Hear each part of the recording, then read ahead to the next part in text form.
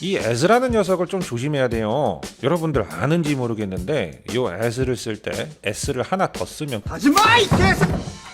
큰일 나는 겁니다. 아시겠죠? 똥격에 쩝속다 똥격에 쩝속다 똥격에 쩝속다 따따따따 나는 이 이름이 마음에 안 들어. 여러분들을 위해서 내가 이렇게까지 해주는 겁니다. 쏘리.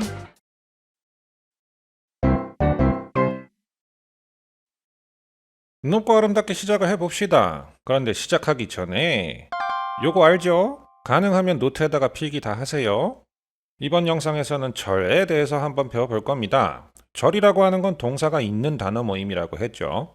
그래서 그 첫 번째 유형, 명사절입니다. 명사의 개념하고 이번에는 절의 개념이 합쳐진 거죠.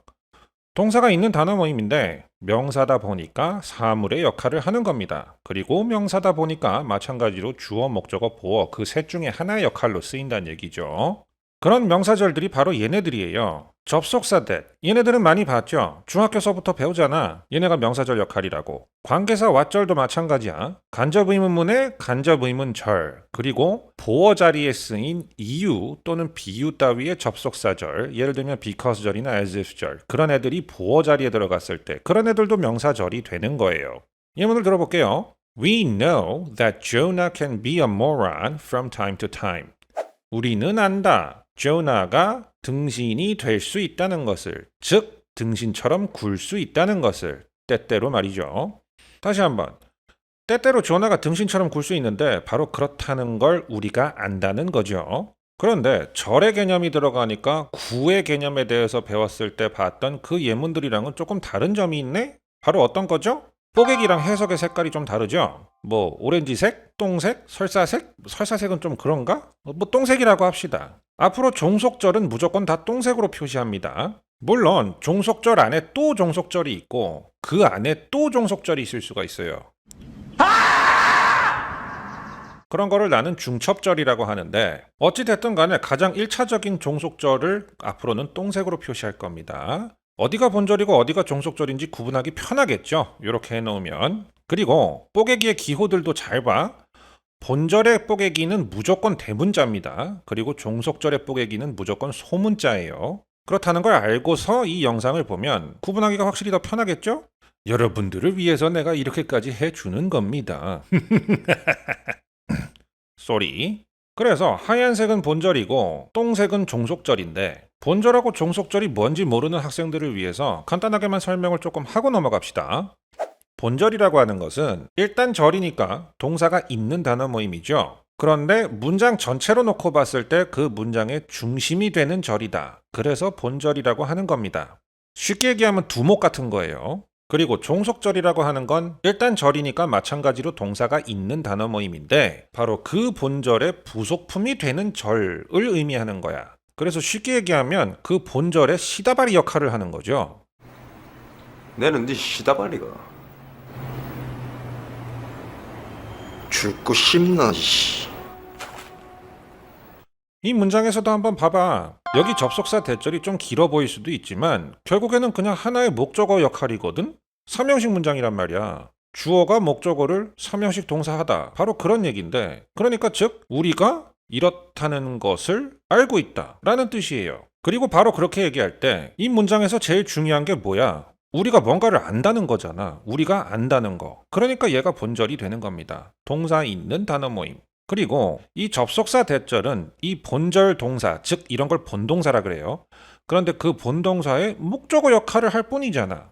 즉 이 접속사 대절은 이 앞에 no가 없다면 존재를 할 수가 없는 놈이잖아. 그래, 니는 내 시다발이다. 바로 이거잖아요.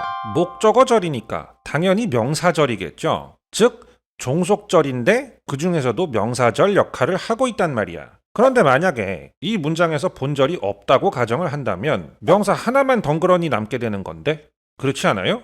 그러면 명사 하나만 가지고는 문장을 완성할 수가 없잖아. 동사도 있어야 되고 보어도 있어야 되고 뭐 이런 것들이 있어야 되는데 명사 하나만 가지고 어떻게 문장을 완성해?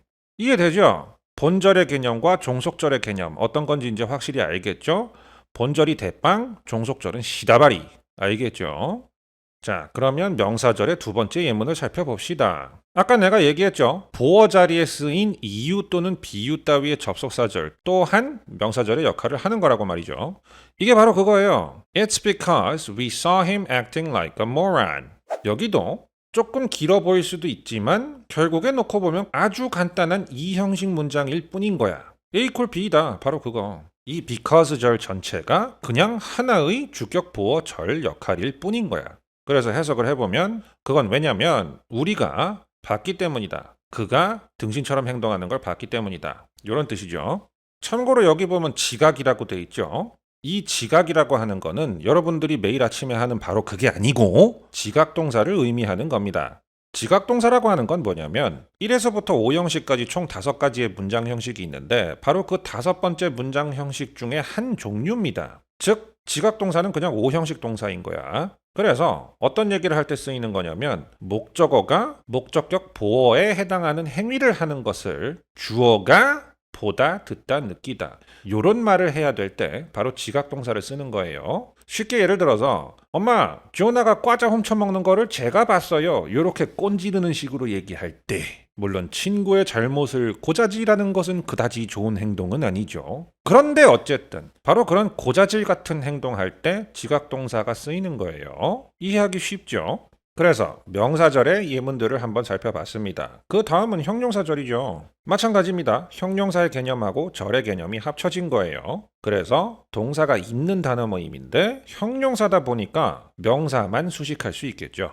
그리고 바로 그 형용사절의 수식을 받는 명사, 바로 그놈을 보고 선행사라고 하는 겁니다. 이 선행사라고 하는 말 많이들 들어봤죠? 특히나 관계대명사나 관계부사 이런 거 배울 때 맨날 그 앞에 선행사가 있어야 된다 이런 식으로 배웠을 건데 바로 그 형용사절 앞에 있는 명사, 그걸 선행사라 하는 거예요. 이 선행사란 말이라고 하는 건 대단히 간단한 얘기예요. 한자로 따져보면 앞, 선, 갈, 행, 말, 사. 즉 앞에 있는 단어란 뜻이야. 선행사라는 게 그런 뜻인 거 알고 있었나? 뭐 알고 있었으면 기특한 건데 몰랐으면 지금부터 알면 되죠. 그죠? 그래서 형용사절에는 어떤 것들이 있느냐? 바로 관계대명사 who, which, that, whose 이런 애들이 대표적인 형용사절이에요. 관계부사도 마찬가지죠. when, where, why, how. 으이? 근데 여기 대시 또 붙었네? 뭐 그렇다 치고 그 다음 관계사에다가 전치사가 붙은 것 그런 애들을 나는 그냥 부르기 편하게 전관이라고 부르는데 아니 말 그대로 관계대명사 앞에 전치사 하나 붙은 거예요. 그리고 얘네들도 마찬가지로 형용사절 역할을 합니다. 물론 이 전관이라고 하는 것들이 나중에 관계부사랑 연결이 좀 되기는 하는데 그거는 관계대명사랑 관계부사를 배울 때 그때 자세하게 배울 겁니다. 그리고 마지막으로는 형용사 대시라는 게 또 있네? 여기서도 대시 나와? 관계대명사에서도 대시 나오고 관계부사에서도 대시 나오고 형용사에서도 대시 나오네? 지 혼자 막 다 헤쳐먹고 앉아있어. 이건 너무한 거 아니냐고. 맞아요. 대시라고 하는 게 좀 만능이에요. 관계사라도 쓰이고 관계부사라도 쓰여. 관계부사 when, where, why, how를 전부 다 대수로 바꿔서 쓸 수도 있거든. 그리고 여기 형용사 대시라고 하는 건 뭐냐면 이거는 내가 직접 만든 이름이에요. 원래 우리나라 어법책이나 학교 선생님들께서는 동격의 접속사 대시라고 합니다. 동격의 접속사, 동격의 접속사, 동격의 접속사, 나는 이 이름이 마음에 안 들어. 개념적으로 놓고 보면 굉장히 맞는 이름인데 그냥 내 개인적인 느낌으로 이 이름이 마음에 안 들어요. 그래서 부르기 편하게 그냥 형용사절을 이끌어주는 대시다 해서 그냥 형용사대, 더 짧게는 그냥 형대시라고 부릅니다. 그래서 내 영상을 중심으로 영어 문법을 공부하는 학생들은 학교 선생님께서 동격의 접속사다 또는 동접대시다 이렇게 말씀을 하신다면 아 그거 형용사된 얘기하는 거구나 그렇게 알아들으면 돼요. 그래서 예문을 살펴봅시다. The things that he does are moronic at best. 그 짓들, 그가 하는 그 짓들은 등신 같다. 고작해서 말해봤자 등신 같다. 요 고작해서 말해봤자라고 하는 말이 무슨 뜻이에요? 좋게 표현해봤자란 얘기죠. 좋게 표현하면 얘가 하는 짓들은 등신 같은 거고 나쁘게 표현하면 뭐 병신 같은 거겠죠.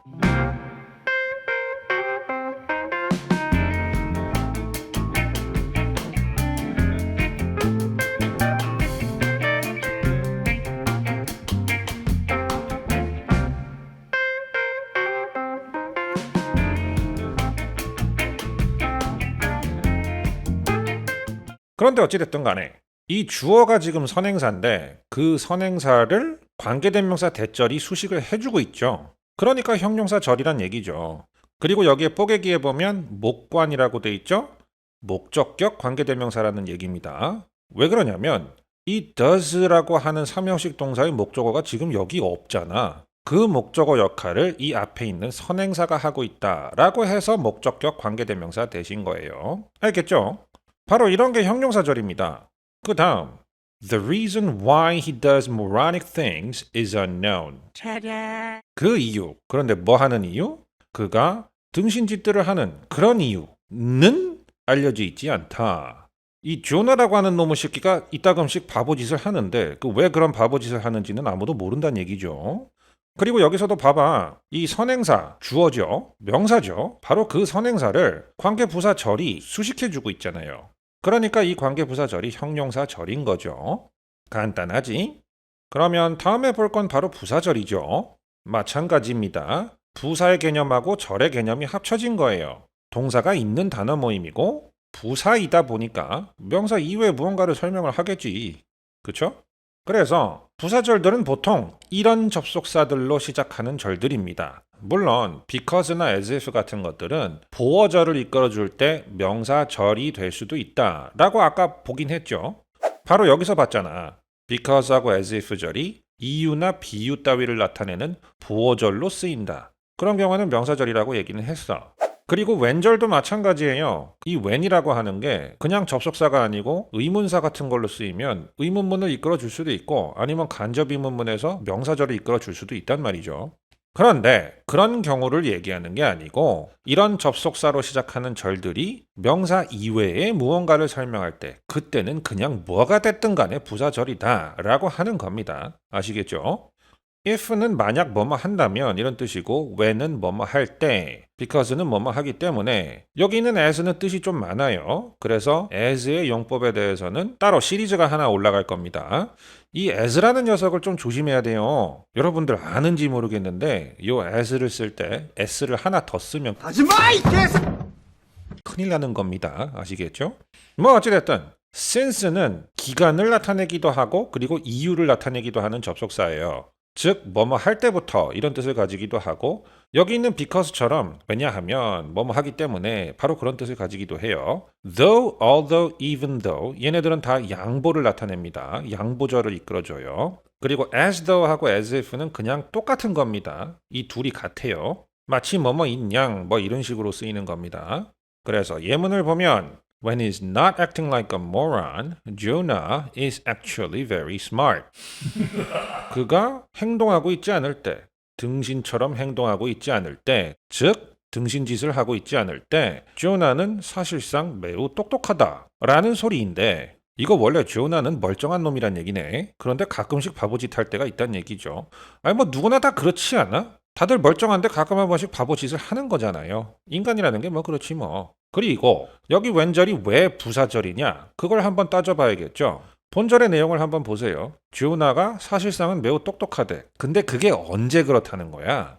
바보짓 하고 있지 않을 때 바로 그때 그렇다는 거죠. 그러니까 본절 행위의 시기를 나타내주고 있죠. 명사가 아닌 무언가를 설명하잖아. 그러니까 부사절이죠. 자, 다음 예문. He is smart because he gets straight A's in his report cards. 그는 똑똑하다. 왜냐하면 그가 A 학점만 쭉 받기 때문이다. 즉 올 A 받았다는 얘기죠. 근데 어디에? 그의 성적표에서. 그러니까 공부도 잘하는 똑똑한 놈인데 가끔씩 등신짓 한다? 이거...